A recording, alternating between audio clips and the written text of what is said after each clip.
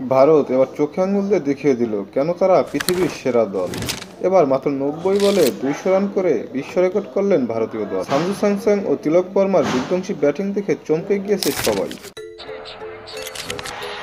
ভারত যে ক্রিকেট বিশ্বের কতটা প্রভাবশালী দল সেটা তারা প্রমাণ করলো আবারও। মাত্র 90 বলে 200 রান করে বিশ্ব রেকর্ড করলেন ভারতীয় দল, যেটি সবাইকেই চমকে দিয়েছে। ঘটনাটি ঘটে ভারত বনাম সাউথ আফ্রিকার চতুর্থ টি-20 ম্যাচে।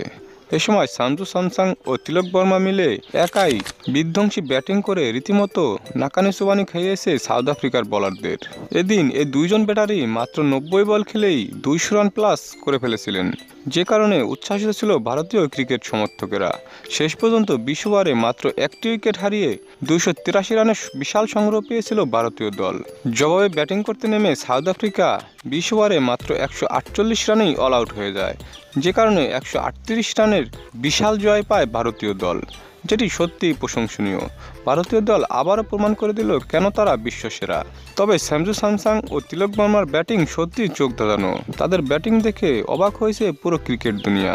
সাউথ আফ্রিকার মতো একটা ক্রিকেট দলকে এভাবে নাকানের চুবানি খাওয়াবে ভারতীয় দল, যেটি বিশ্বাস করতে পারেনি কেউই। তবে সেটিই করে দেখিয়েছে ভারতীয় দল। ভবিষ্যতে হয়তো আবারও ক্রিকেট বিশ্বে আলোড়ন তুলবে ভারতীয় এই দলটি। তবে সঞ্জু স্যামসন অনেকটাই অবহেলিত ছিল ভারতীয় ক্রিকেটে। এমন ইনিংস খেলার পর প্রশ্ন উঠছে ভারতীয় দল কি তাহলে সঞ্জু স্যামসনের সাথে এতদিন অবিচার করে আসছিল কিনা। দর্শক, ভারতের এই দুই ক্রিকেটারের এমন বিধ্বংসী ব্যাটিং আপনাদের কাছে কেমন লেগেছে অবশ্যই তা কমেন্টে জানিয়ে দিন।